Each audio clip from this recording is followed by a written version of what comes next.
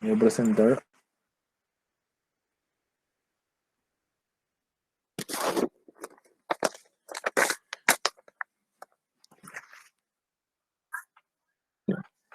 Este elemento dice, o sea, este enunciado dice, se muestra en la figura una compuerta articulada en el punto C, que sería este punto aplicado acá,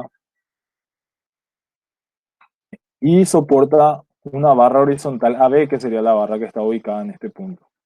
La misma retiene dos líquidos específicos, gamma 1 y gamma 2, que serían dos líquidos de diferentes densidades. Uno es de 9 kilonewton por metro cúbico y el otro es 11 kilonewton por metro cúbico. Despreciando el peso de las barras y de la compuerta, calcule la fuerza P requerida para mover la barra AB, considerando los coeficientes de rozamiento 0,5 y 0,25 en cada uno de los puntos de aplicación. Este ejercicio salió como un ejercicio, creo que salió en un taller y uno parecido a este llegó a salir en uno de los finales que yo rendí. Entonces, es un ejercicio tipo para aplicación de diagrama de presiones.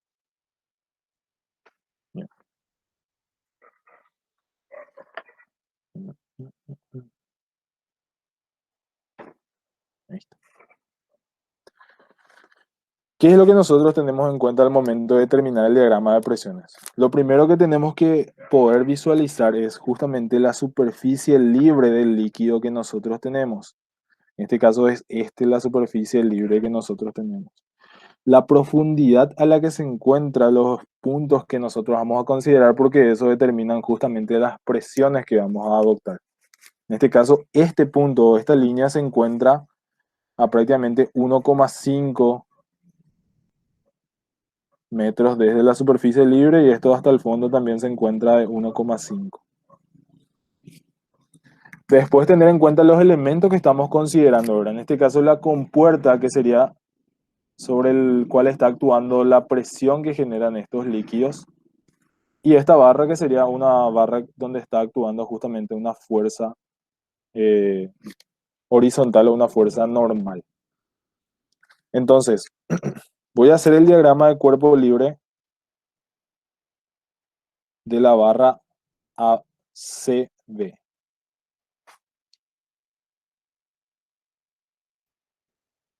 Ese sería el punto de articulación, que sería el punto C, y el punto B, donde está actuando la barra horizontal. La barra horizontal va a generar una fuerza normal que va a tratar de empujar a este elemento, que va a llamarle normal 1. Y el diagrama de presiones que nosotros tenemos que considerar para este ejercicio, como existen dos líquidos, van a existir dos diagramas de presiones. Generalmente nosotros calculamos la presión en este punto a partir de la profundidad a la que se encuentra este elemento, que sería H1. Y el diagrama siempre se considera que la presión actúa de manera perpendicular a la superficie que nosotros tenemos. En este caso es una barra horizontal, entonces esta presión es la que está actuando en este punto, que va a ser P1. Y el diagrama de presiones es proporcional, o sea que si la profundidad es lineal vertical, el diagrama de presiones va a ser lineal inclinada, ¿verdad? Ya que a medida que va aumentando la profundidad, aumenta la presión, que sería este. Un diagrama de presiones triangulares. Como esta superficie es la superficie de contacto entre dos líquidos, una presión y otra, el diagrama de presiones no cambia de valor entre el contacto de un líquido y otro. Lo único que cambia es la inclinación del diagrama de presiones. Es decir, si yo tengo esta altura 2, la presión que va a generar este líquido, que va a ser este va a ser gamma 1, gamma 2, la presión que generaría este líquido en este punto tendría que ser igual a la profundidad, que sería H2 por el peso específico del líquido. La presión 1 es peso específico del líquido 1 por la profundidad 1. Pero como la superficie del líquido 2 está influenciada por toda la presión que genera el líquido 1, se da una continuidad del diagrama de presiones, pero en este caso cambia la inclinación de esta manera. Se genera un diagrama de presiones doble, donde en este caso existe una suma de dos presiones en este punto. En cada profundidad sobre el líquido siempre va a existir esta franja que va a ser igual a P1. Y a partir de ahí, nosotros tenemos la proporcionalidad de las presiones que genera el líquido 2, que siempre va a ser gamma 2 por la profundidad del líquido que nosotros tengamos. Entonces, este ejercicio lo que hay que considerar es considerar estos dos cuerpos que nosotros tenemos, o sea, estos dos líquidos, y el diagrama de presiones que genera cada uno de ellos. En este caso, esta presión tiene otra inclinación y esta presión tiene una cierta inclinación, que dependen justamente de la densidad del líquido que nosotros estemos adoptando. Entonces, ¿qué genera cada presión? Genera una fuerza sobre el elemento que nosotros tenemos. Voy a llamarle fuerza 1, este va a ser fuerza 2 y este va a ser fuerza 3. ¿Dónde actúa cada una de las fuerzas? En el centro o en el centroide de esta figura que nosotros tenemos acá. O sea, yo tengo que determinar el centroide de esta figura, que es un triángulo, y en ese punto actúa esta fuerza horizontal. Lo mismo, determino el centroide de este rectángulo y ahí actúa la fuerza 2, y determino el centroide de este triángulo y ahí actúa la fuerza 1. Entonces, determinar las fuerzas es determinar el volumen del diagrama de presión. F es igual a volumen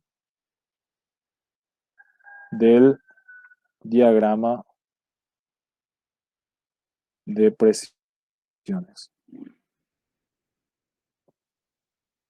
Entonces, ¿cómo yo determino el diagrama de presiones? Y tridimensionalmente hablando, tengo que tener entonces la forma que tiene la compuerta para poder determinar este diagrama de presiones. Esto es una vista lateral. Necesito tener la profundidad o el ancho de mi compuerta para poder determinar el volumen total que genera este diagrama de presiones. Que si no nos da el ejercicio, podemos considerar siempre que el valor de la profundidad es 1 metro o es un ancho unitario. Pero en general, los ejercicios dicen la compuerta tiene un ancho o una profundidad con respecto al papel igual a cierto valor. Y ese valor es el que utilizamos para determinar el volumen. Entonces, como el ancho es constante, en este caso este ancho es constante, lo único que necesitamos determinar es el centroide de la figura plana y a partir de ella sabemos dónde está ubicado cada una de las fuerzas que nosotros tenemos. Entonces, en este caso, la fuerza, un momentito, voy a conectar mi computadora.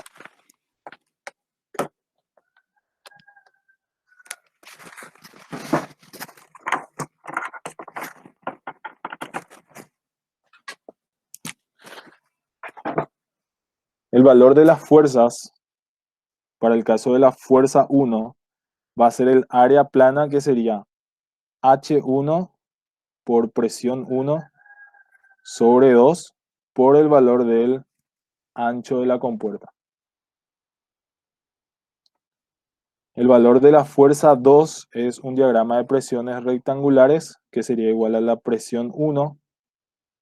Entonces sería presión 1 por la altura 2, que ya sería directamente el área plana por el ancho de la compuerta.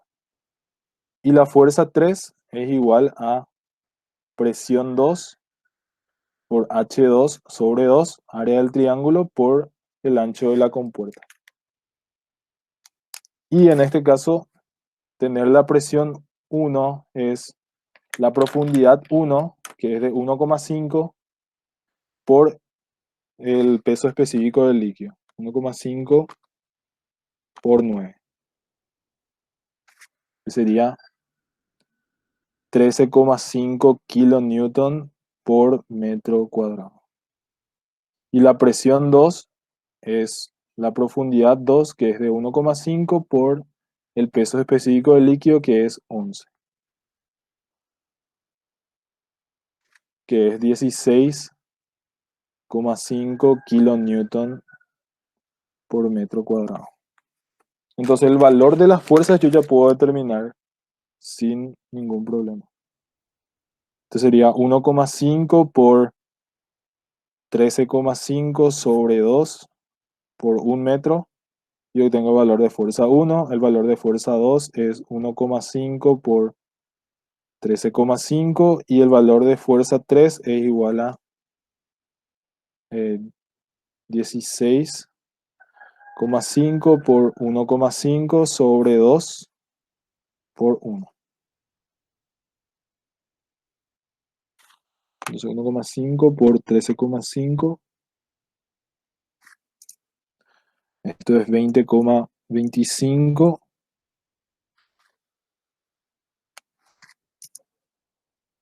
10,13 kilonewton, kilonewton,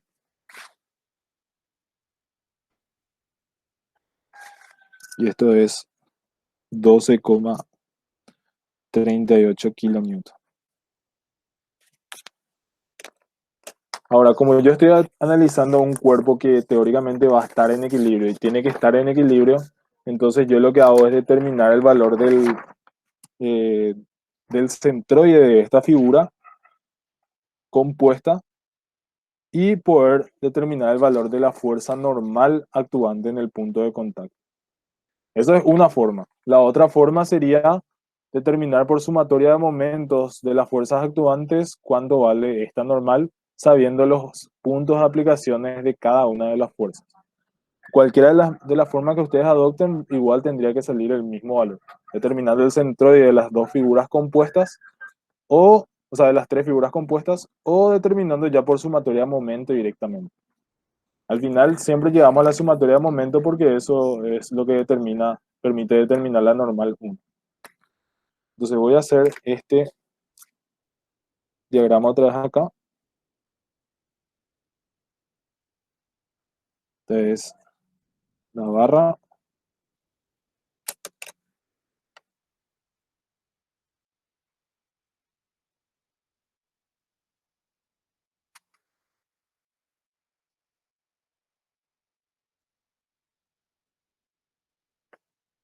que sería este. Tengo la fuerza 1, tengo la fuerza 2, tengo la fuerza 3 y tengo la fuerza normal actuante en este punto.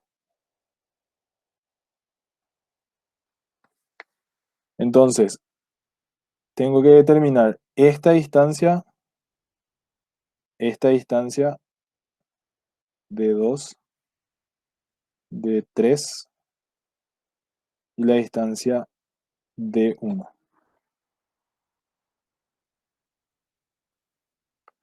Entonces, en el triángulo rectángulo nosotros siempre adoptamos que el centro geométrico se encuentra 1/3 de la altura o 1/3 de la base, ¿verdad? A partir del ángulo recto.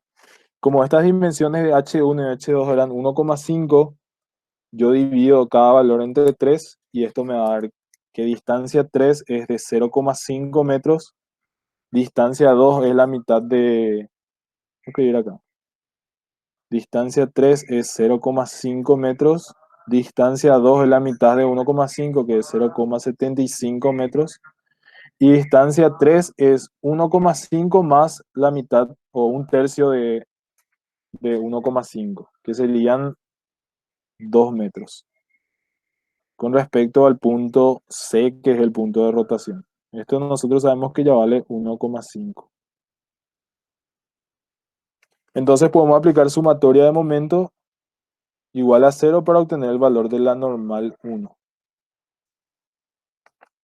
que va a ser igual a F1 por D1 más F2 por D2 más F3 por D3 dividido todo esto entre 1,5.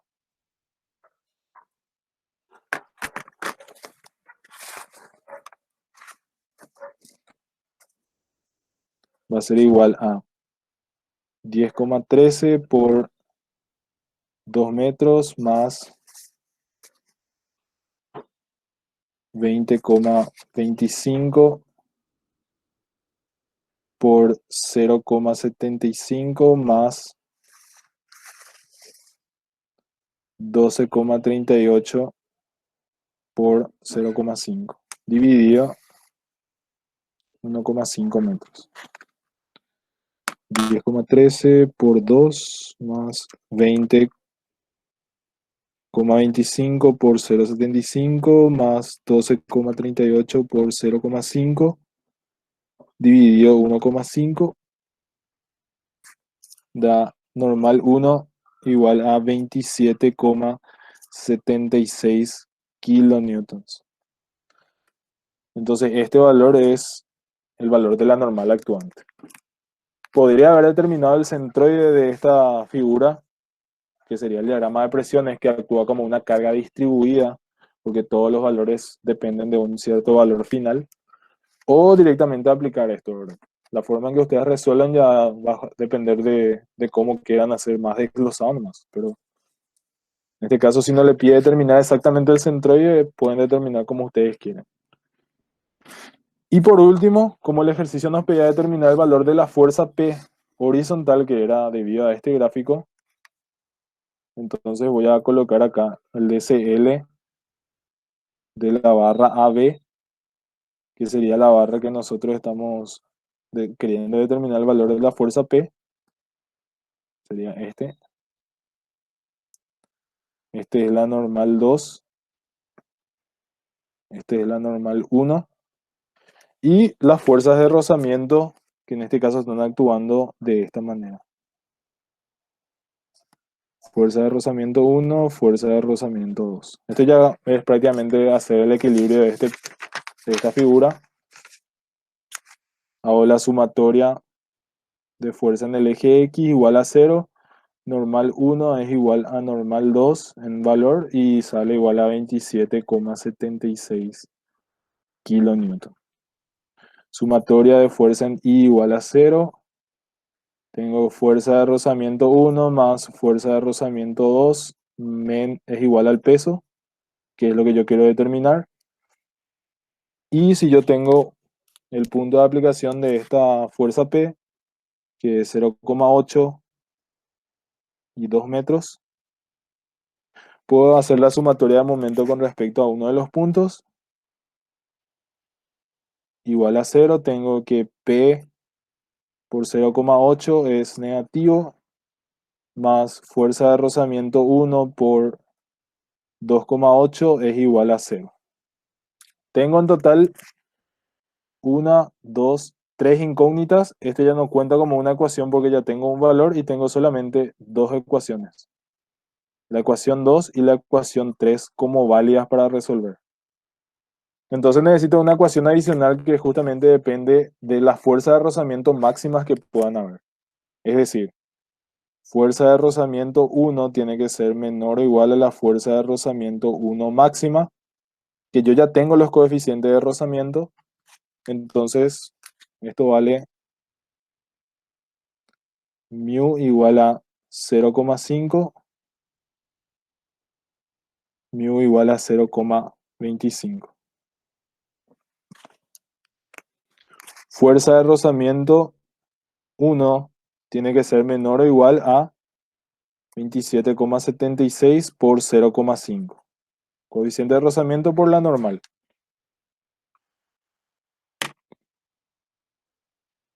Como 76 por 0,5.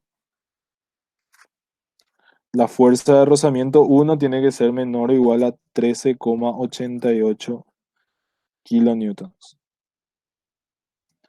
Y la fuerza de rozamiento 2 también tiene que ser menor o igual a la fuerza de rozamiento 2 máxima, es decir, menor o igual a 27,76 por 0,25.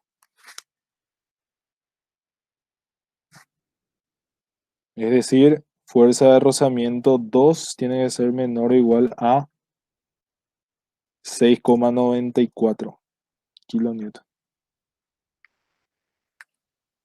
Entonces, ¿cuál de los dos yo tengo que aplicar? Y tengo que probar para ver cuál de los dos me resuelve estas dos ecuaciones.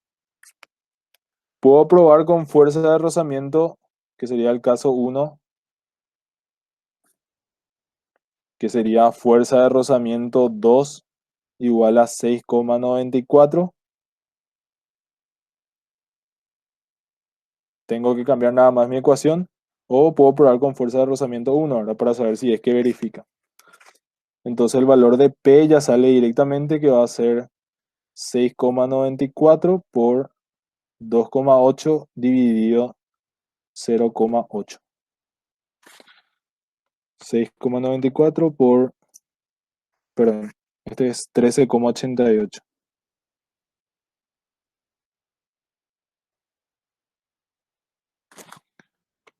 13,88 por 2,8 dividido 0,8. P sale 48,58. Y lo único que tengo que hacer es llevar este valor acá para verificar si la fuerza de rozamiento 2 sale menor a la máxima. 48,58 menos 13,88. Y la fuerza de rozamiento 2 es igual a 34,7. O sea, esta opción ya es descartada porque sale mayor a la máxima. Entonces pasamos a la condición de que la fuerza de rozamiento 2 sea la máxima. Sería el caso 2. Ya sabemos que la fuerza de rozamiento 2 es máxima. Entonces podemos cambiar nuestra sumatoria de momento con respecto al punto B, igual a 0, para ser más práctico. Es decir, P por 2 metros menos fuerza de rozamiento 2 por 2,8 es igual a 0. Entonces, valor de P va a ser igual a 2,8 por 6,94 dividido 2 metros. 2,8 por 6,94 dividido 2. Y esto da 9,72 kilonewton. Entonces, P vale 9,72 kilonewton. No sé si hay alguna duda o consulta. La idea es que los ejercicios de este capítulo sean valores que ustedes utilicen en otro tipo de ejercicio, ¿verdad? Ya sea si tienen carga distribuida, si tienen que necesariamente determinar el centroide de una figura. Entonces, la idea es que ustedes puedan interpretar rápidamente cómo encontrar la condición para determinar el centroide de la figura y eso poder utilizarlo para resolver otros tipos de ejercicios.